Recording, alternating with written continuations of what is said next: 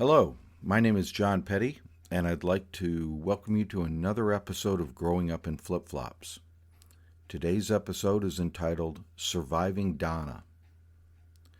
The radio announcer said everyone should leave their homes and seek safety in a community shelter with the coming hurricane's landfall. I asked my mother if we were going to leave our house as the man on the radio had instructed. No, we aren't. This will be the last house standing in town. And she said it with firmness and finality. Our house was originally a model home in a new development in town in 1913. It was almost entirely made of Florida hardwood pine. My mother was more afraid of fire, in which the house would almost instantly be engulfed in flames, than any wind.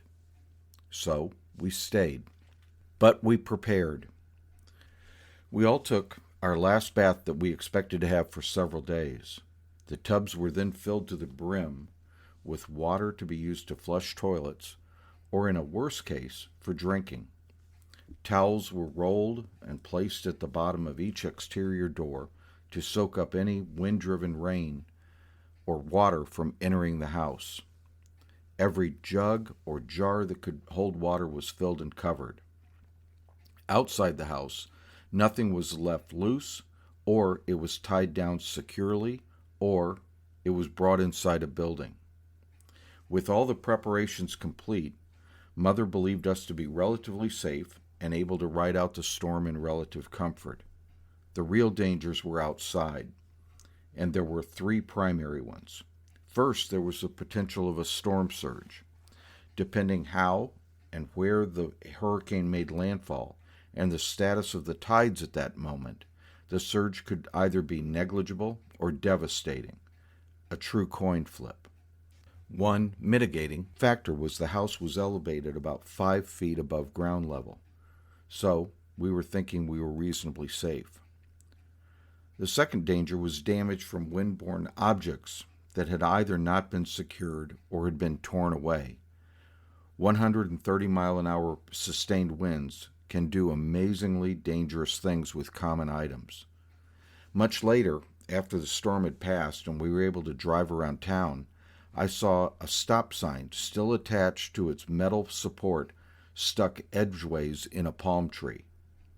It was as if a giant had taken the entire sign, pulled it out of the ground, and thrown it like an axe against a tree and scored a bullseye.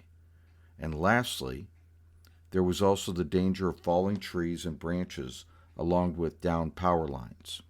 The worst case would be if a direct hit from the storm were to occur. Because of the circular nature of hurricanes, wind direction is solidly in one direction when the first side hits. Then when the eye passes, the other side hits, but with the wind in the opposite direction. Trees and branches are pushed hard one direction and then hard in the other direction, weakening root systems and branches. Trees and power lines will fall. But if we remained indoors, we were safe, relatively safe, so we waited. The first half of the storm hit, and the only issue was having to replace the now soaked towels at the base of a couple of doors. And then the eye of the storm came. It became one of the most memorable and fascinating moments of my life, even to this day. After watching powerful winds and rain being blown horizontally, suddenly the wind and the rain stopped. We could see sunshine and shadows outside. My mother quickly pulled the towels from the base of the front door, gathered my sister and me, and out we went. It was like the hurricane had never happened. Yeah, there were puddles from the rain and a few branches on the ground, but there was no wind at all. No birds were singing. It was completely quiet and still. No wind in the trees. No rustling of branches or leaves. Clear blue sky above. We walked around our yard. A few palm fronds were down, but nothing major. And then you heard it. It sounded like a train in the distance coming toward us. We didn't live close to any railroad tracks, but you could hear a train coming. Mother gathered my sister and me, telling us we need to get back in the house. The other side of the storm is coming. With that, we hurried back inside, and dry towels were replaced at the front door. And within a matter of minutes, the rain and the wind started as before, but with a big difference. It was going in the opposite direction that had been blowing 15 minutes before. It was an amazing sight. All in all, it was uneventful inside the house, at least up to that point. I believe my mother sent me to the rear of the house to check on the door towels back there, and finding the situation with no problems, I headed back to the front of the house to report back to her.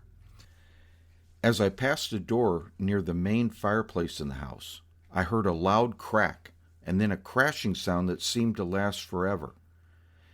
It must have only lasted a few seconds, but it seemed to go on and on. The sound had come from the fireplace hearth. I didn't realize what had happened initially, but the chimney had collapsed and fallen in on itself. Almost as soon as the bricks stopped falling, soot, lots of soot, came blowing out of the hearth in what seemed to be an unending flow, and the soot cloud was spreading inside the house. The soot landed everywhere, covering floors, furniture, and walls in a gray and black dust. Perhaps the wind outside, without the restraint of the chimney, now had an entrance into the house, and with it, it brought clouds of soot. Mother and I were soon covered in it and appeared as coal miners emerging from a day's work in the mine. She rushed to try and push a sofa against the fireplace opening, but because of the pile of bricks on the hearth, the sofa couldn't be pushed close enough to significantly stop the continuous flow of soot being blown into the house. The clouds of soot finally stopped along with the wind and rain outside. My sister and I tagged along with our mother as we ventured outside for some clear air. A royal palm tree was down in our front yard. It hadn't hit anything. A huge mango tree in our backyard was down. There were no other outside damage other than a few palm fronds, but those were always falling. We turned our attention to the house and could now see the blank space where the chimney used to be. There were a few bricks visible on the roof.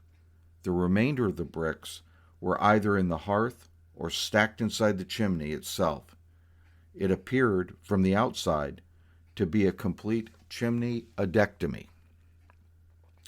When we returned inside, Mother's first order was for me to open every window and door and get a breeze through the house, and hopefully clear some of the still airborne soot out.